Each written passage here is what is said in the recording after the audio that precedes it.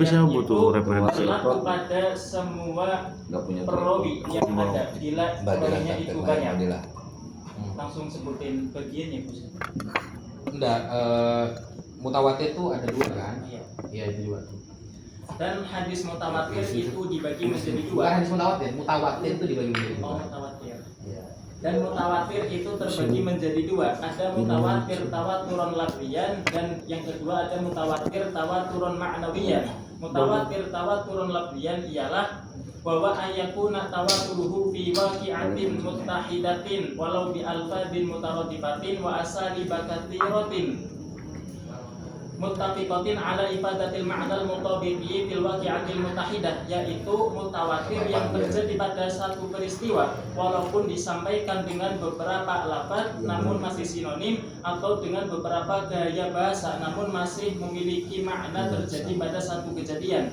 Contohnya seperti hadis man kadzaba alayya muta'ammidan falyatabawa maq'adahu minan nar. Barang siapa yang berbohong atas namaku, kata Nabi, dengan sengaja, maka hendaklah ia persiapkan tempat duduknya di neraka.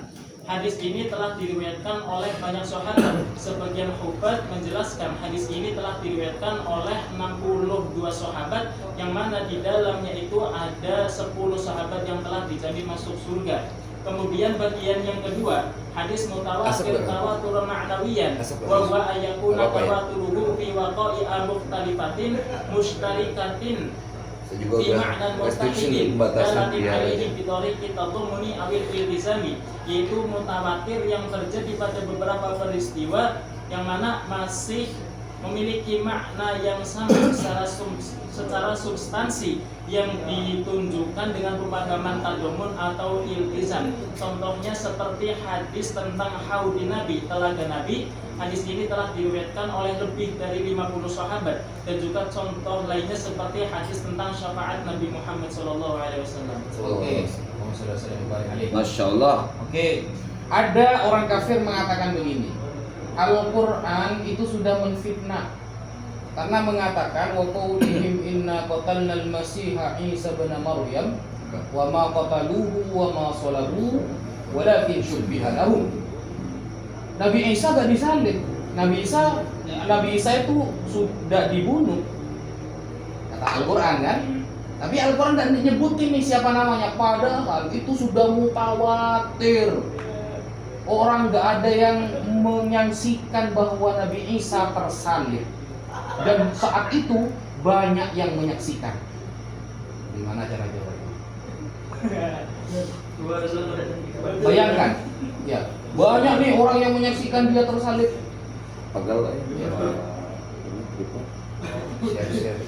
Jawabannya, kalau yang saya perhatikan berarti Al-Quran itu bukan buku sejarah, buku sih. Nah. Tuh, ketawain sama Rudiones sama ya. Ketawain sama siapa tuh? Rudiones. Papula gitu nanti dia. Lawa-lawa aja. Lawa-lawa ini jawabannya. Sampai lihat tafsir Fakhruddin Ar-Razi tentang penafsiran wa qauli An-Nisa 157. Ada kalimat begini dari beliau. Ini catat ya kalimatnya ya. Lihat di Al-Bahith Al-Quran itu di Google ya. Beliau bilang gini, inna tawaturun nasara yantahi ila aqwamin qalilin lam yattafi alaihim al-jinn. Kemutawatiran orang Nasrani yang menganggap Nabi Isa tersalib hanya sampai kepada kaum yang sedikit yang bisa jadi mereka berbunuh. Itu keluhnya di sana. Ya, inna tawaturun nasara yantahi ila aqwamin qalilin.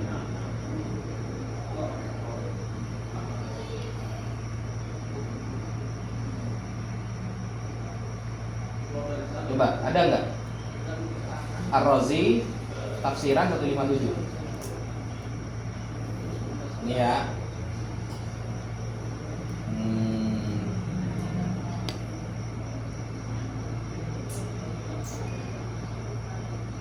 Kan ini bukti nanti.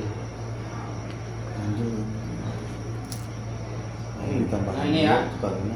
Lianna naqul inna tawaturun nasara yantahi ila aqwamin qalilin la yab'udu ittifaquhum 'alal kibbi. Ini ya. Sampai baca ini ya. Ibarat ini ya. Nah, iya. Dan buktikan siapa yang punya data itu ya? Ternyata ada yang bilang Simon Kirene yang tersalib, ada yang bilang Karena kan sempat ganti itu, Ustaz. Sempat ganti bawa salibnya Simon Kirene. Sampai baca di itu di PowerPoint yang saya kasih. Ah, iya. Ya, PowerPoint coba baca di PowerPoint yang saya kasih. Ingat nggak kapan hari waktu saya mau ngajar di Temboro yang sampai saya suruh buat PowerPoint itu ada.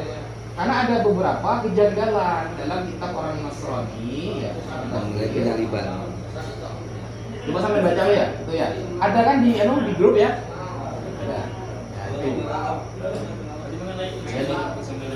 Iya, jadi cabang pertanyaan dari mutawatir adalah kemutawatiran bahwa Yesus itu tersalib. Karena mereka mengakui Yesus tersalib itu mutawatir, dari dulu gak ada yang apa namanya itu yang membatalkan sama sekali kata mereka.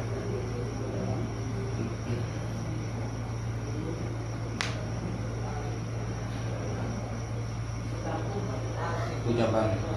Jadi nanti sampean kasih saya kertas pertanyaan-pertanyaan sama cabang-cabangnya ya.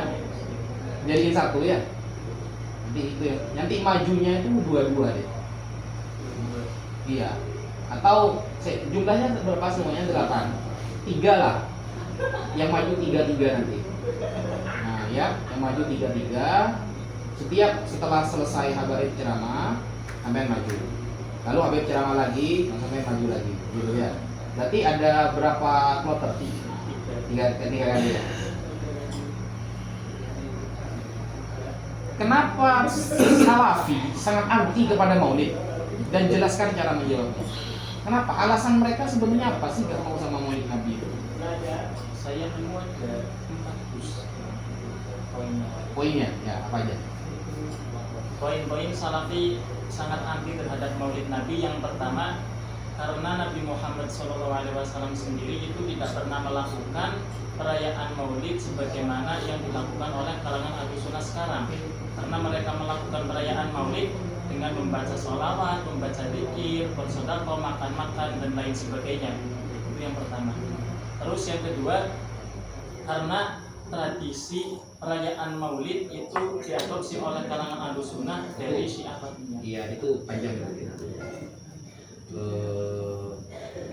Gini aja, sampai bilangnya gini lagi. Sebenarnya banyak alasan. Kenapa saudara kita yang Salafi itu pakai saudara ya? Karena mereka saudara kita. Kenapa mereka menolak? Satu, karena mereka menganggap Maulid dan Dzikroyat seperti yang adalah nau'un minal ibadati lahu. Mereka menganggap kita ini beribadah. Jadi sampai menjelaskannya itu definisi ibadah mereka dan kita. Jujur deh, sebenarnya perbedaan Salafi sama kita ini definisi ibadah deh. Dari ibadah ini muncullah bid'ah, muncullah syirik, muncullah tadi itu lakukan khairan. Karena definisi ibadahnya beda sama kita. Kita kan ghayatul khudu' wa tadallul. Puncak dari kerendahan dan kepasrahan seorang hamba kan. Jadi sampai gini, itu jawabannya yang pertama ya, karena mereka menganggap ibadah. Dalilnya ada di PowerPoint Maulid Nabi, sudah ya di Wahabi akhir-akhir itu, nau'un minal ibadati lahu. Nah itu sampai jawab. Iya. Kalau kita menganggap ini sebuah ibadah tidak bisa. Kenapa? Karena contoh-contoh seperti ini sudah tertera di dalam Al-Quran. Salah satunya ketika Nabi Isa mengatakan anzil alaina ma'idatan minas sama'i takunu lana idan li awwalina wa akhirina wa ayatan minka. Ya Allah, turunkanlah kepada kami dari langit hidangan yang nanti di hari turunnya itu akan kami rayakan orang-orang bersama kami dan orang-orang bersama kami. Enggak apa-apa kan? Buat mereka itu bentuk ibadah. Enggak apa-apa sih. Buat tahu sendiri. Tambahi ya Qul bi fadlillahi wa bi rahmatihi fabidzalika falyafrahu.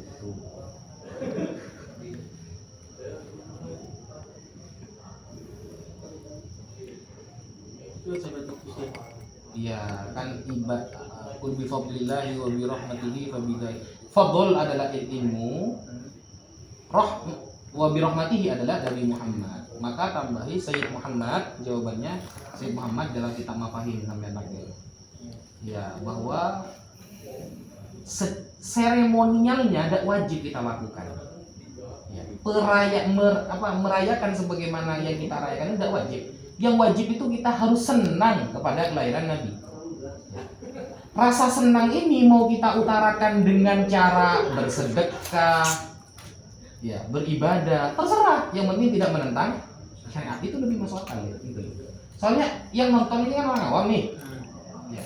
Jadi dua poin itu. Satu, Salafi menganggap bahwa kita bermaulid, kita mengadakan haul adalah ibadah kepada orang yang mati. Itu yang pertama. Dan ini tidak bisa dikatakan seperti itu. Kenapa? Karena merayakan hari-hari tertentu seperti ini sudah tertera dalam Al-Quran dan bahkan menjadi doa Nabi Isa. Taquluna lana aidan, kan begitu kan? Di awalina wa akhirina. Dan hari turunnya hidangan itu akan menjadi hari raya bagi kami dan orang-orang setelah kami. Yang kedua, paling getolnya ditolak Maulid Nabi dan haul itu adalah apa tadi? Yang tadi saya Selain ibadah, tadi itu ibadah. Pakai Sayyid Muhammad yang kedua. Sayyid Muhammad bin Alawi al-Maliki dalam kitab Mafahim Yajibu an Tusohah bab Maulid mengatakan mengadakan acara secara seremonial seperti yang kita lakukan sekarang itu tidak wajib. Yang wajib itu kita harus senang ketika kelahiran Nabi, dan senangnya ini bukan hanya di tanggal 12 Rabiul Awal. Setiap hari kita harus senang kepada kelahiran Nabi, khususnya di hari yang tepat dengan hari kelahirannya gitu. Cara merayakan kesenangan itu bisa dilakukan kemudian dengan berbagai macam ibadah. Kalau mau ditambahi dalam kitab Al-Hawi karya Imam Suyuti, ya, ketika Nabi Muhammad berakikoh yang kedua kali kan, an Anas bin Malik anna Rasulullah aqqa an nafsihi ba'da nubuwah. Diriwayatkan dari sahabat Anas bin Malik bahwa Nabi Muhammad pernah berakikoh untuk dirinya sendiri setelah diangkat menjadi seorang nabi. Ma'annahu qad aqqa anhu jadduhu Abdul Muttalib fi sabi'i wiladatihi. Padahal kakeknya sudah pernah mengakikohi beliau di 7 hari kelahirannya. Wal aqiqah la tu'adu maratan sana. Dan aqiqah itu tidak terulang 2 kali. Nah, kata Imam Suyuti wa hadza yadullu. Ini menunjukkan bahwa Nabi sedang merayakan kelahirannya. Aqiqah itu perayaan kelahiran. Kan gitu. Gitu ya? Kesana nanti deh ya. berarti poin itunya wabi ibadahnya berarti ya. Iya, itu sebenarnya. Yang panjang. Itu ya bid'ah itu deh, alasan bid'ah, alasan apa syirik itu sebenarnya karena kita punya definisi beda ibadah dengan mereka itu.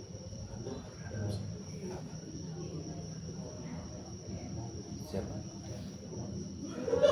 Ada orang salah Tuhan gara-gara salah terjemahan.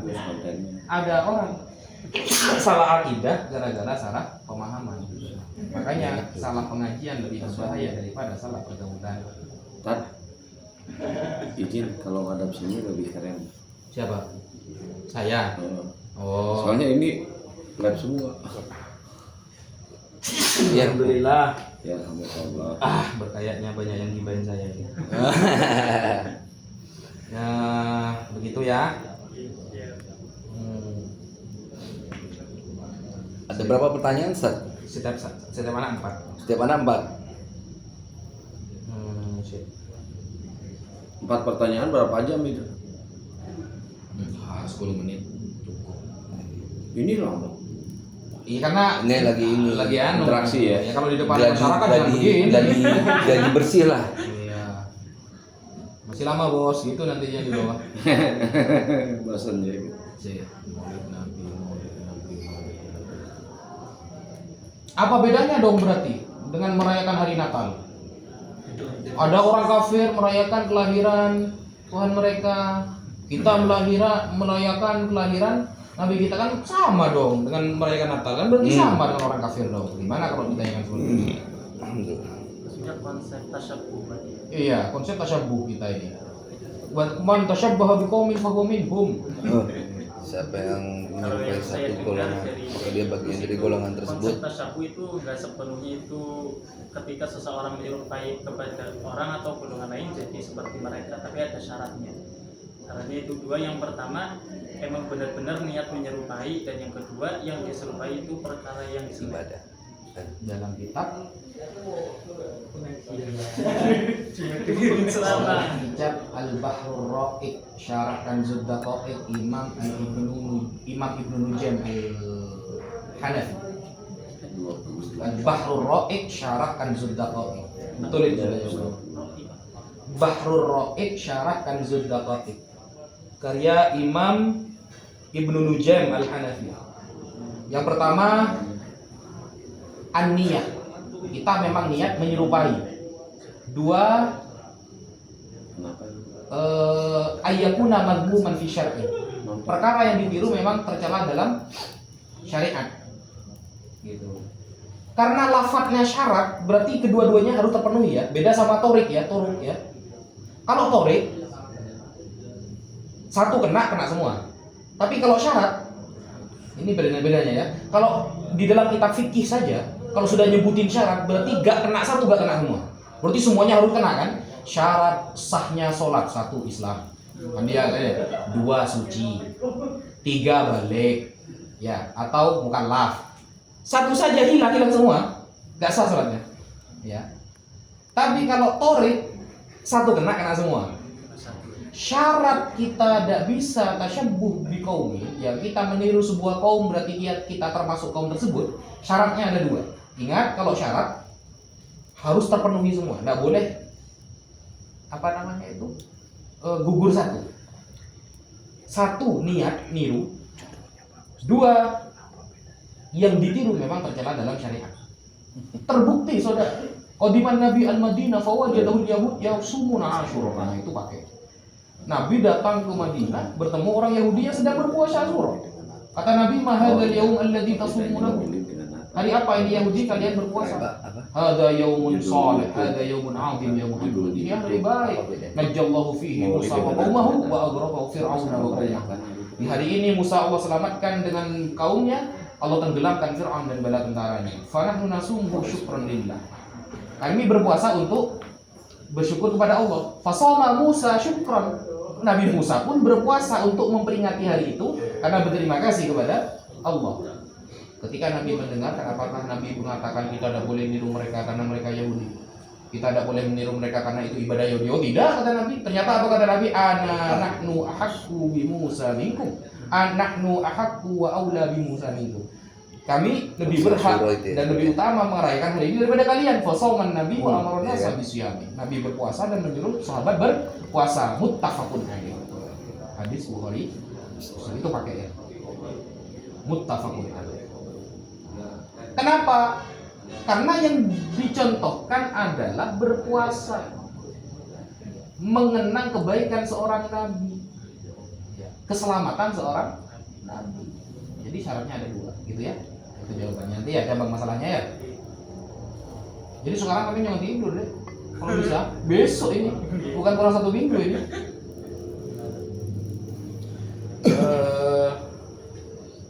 Empat, sebutkan dua saja syubhat Syiah terhadap Abu Hurairah dan jelaskan cara menjawabnya. Satu saja wis, yang dua, satu aja. Satu saja syubhat Syiah terhadap sahabat Abu Hurairah dan bagaimana cara menjawabnya. Bismillahirrahmanirrahim. Syubhat Syiah yang dilontarkan terhadap sahabat Abu Hurairah ialah mengenai banyaknya hadis yang diriwayatkan oleh beliau. Kata Syiah, banyaknya hadis yang diriwayatkan oleh sahabat Abu Hurairah 5.000 lebih kan ya? Banyaknya hadis yang diriwayatkan oleh sahabat Abu Hurairah menjadi bukti bahwa beliau telah banyak memalsukan hadis lantas menisbatkannya kepada Nabi Muhammad SAW. Jawabannya bagaimana? Jawabannya yang pertama, kita harus pahami dulu mengenai perkara hafal menghafal. Perkara hafal menghafal dalam masa sahabat sampai masa kini pun itu bukan suatu hal yang aneh. Buktinya apa? Sahabat Abu Bakar itu telah hafal mengenai semua silsilah orang Arab. Terus ada lagi Hamad bin Sabur bin Al-Mubarak. Beliau terkenal sebagai orang yang dijuluki sebagai perawi dan paling ahli terhadap sejarah Arab, silsilah mereka, syair-syair mereka. Dan beliau hafal mengenai Mu'allaqah 7 dan memiliki kemampuan menghafal 100. Sama. Betul matiin tak? Halo, di Oh enggak usah.